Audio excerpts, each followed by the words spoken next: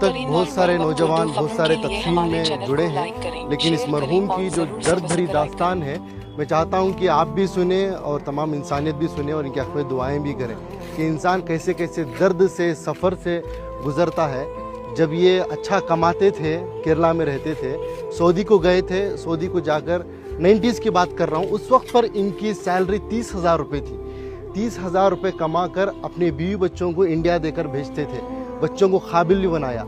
हम तो बार बार सुनते हैं कि माँ बच्चे को पेट में 9 महीने पालती है, लेकिन बाप जहन में ज़िंदगी भर पालता है, अपने औलाद के लिए कुछ भी कुर्बानी दे देता है। लेकिन जब बाप के पास पैसा आया, यानी इस मरहूम के पास, शमशुद्दीन साहब के पास, तो इन्होंने बीवी बच्चों को सऊदी को बुला लिया। सऊदी को जब बुला लिया तो इनको भी, यानी इनके वाइफ को भी जॉब पे लगाया गया।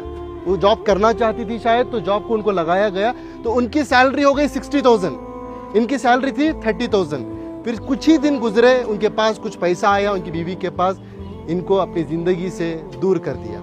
ये एक दिन था, ये अपनी बेटी से मिलने के लिए, अपनी औलाद से मिलने के लिए सऊदी में ही, जो इनकी बीवी अलग फ्लैट लेकर रहती थी, वहाँ पर जाते हैं।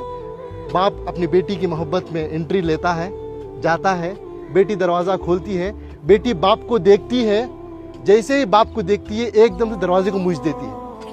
एक तमाचे की तरह इस मरहूम के चेहरे पर पड़ा। ये मैं नहीं कह रहा हूँ, ये इनकी खुद की ज़बानी है। मरने से पहले, कुछ दिन पहले इन्होंने इस वाक़े को बताया है। इसके गवाह हमारे इनायत साहब है, कहाँ है? हाँ, ये है। ये बता ये रहे हैं कि सऊदी से दिल दुखने के बाद, दर्द मिलने के बाद, बेंगलुरु के एक टॉप एरिया में एक बिल्डिंग में एक मैनेजर के तौर पर काम करते थे।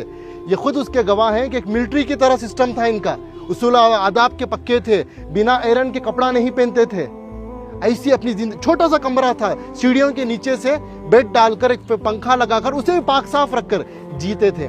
ये पूछने लगे कि भाई, मैं तो समझा आप एक सिक्योरिटी गार्ड है, लेकिन आपकी ये पाकी सफाई को देखकर, आपकी ये मिलिट्री सिस्टम को देखकर, आपकी इस डिसिप्लिन को देखकर मेरे अंदर सवाल पैदा हुआ, आपकी ज़िंदगी में क्या हुआ? तो उन्होंने ये अपनी दास्तान सुनाई, ये दर्द बताया। तो बस मैं इंसानियत से यही बात कहना चाहता हूँ कि दौलत तो कमाना है, वो मुकद्दर की मिलेगी, लेकिन अपने रिश्तों को बनाएं पहले, अपने बच्चों को, अपनी औलाद को मुसलमान बनाएं, इंसान बनाएं।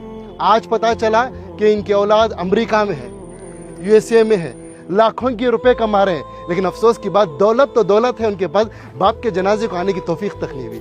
ये अल्लाह का करम है कि अल्लाह ने मुझे और आपको चुना है। मैं और आप आए नहीं यहाँ पर, अल्लाह हमें भेजा है, अल्लाह ने हमें ये तौफीक दी है, तब जाकर इस कब्रस्तान में आए हैं, इस मरहूम के जनाजे में शिरकत कर रहे हैं। इस मरहूम की नसीब देखिए, आज मस्जिद में नमाज़े के जनाजा अदा हुई। इनाम भाई, बड़ा मजमा था, मस्जिद के इमाम साहब, एक आलिम दीन ने इनका जनाजे की नमाज़ पढ़ाई, और तमाम अल्लाह के नेक बंदे मिलकर आकर आज तदफीन के लिए जुड़े।